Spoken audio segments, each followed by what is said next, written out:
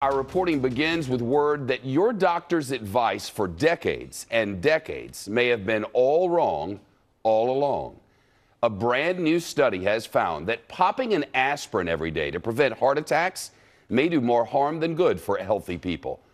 Going back to the 1970s, doctors have said that low doses of aspirin every day could help prevent heart attacks and strokes and other cardiovascular issues as you age.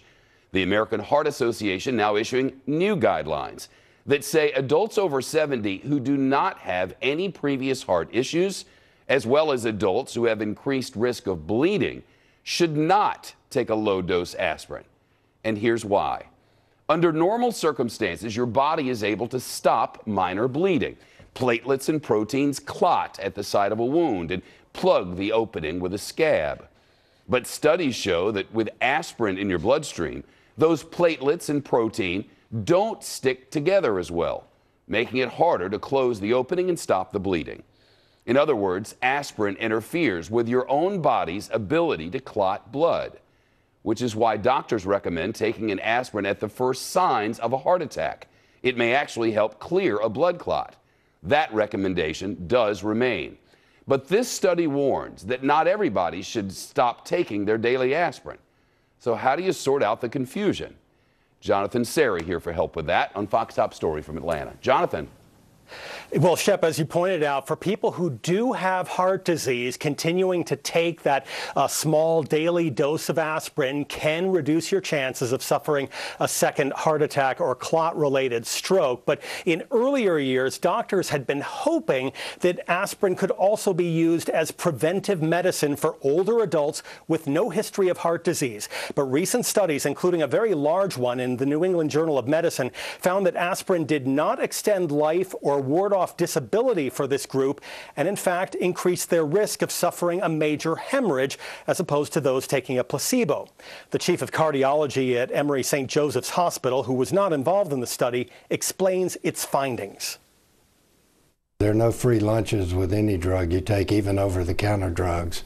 And aspirin always has been around for a long, long time as a medicine, and people take it without a prescription. But the bleeding risk is there and needs to be considered.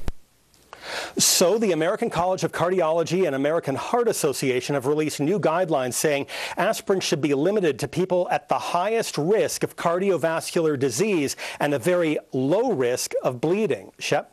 What's the alternative, Jonathan, to aspirin?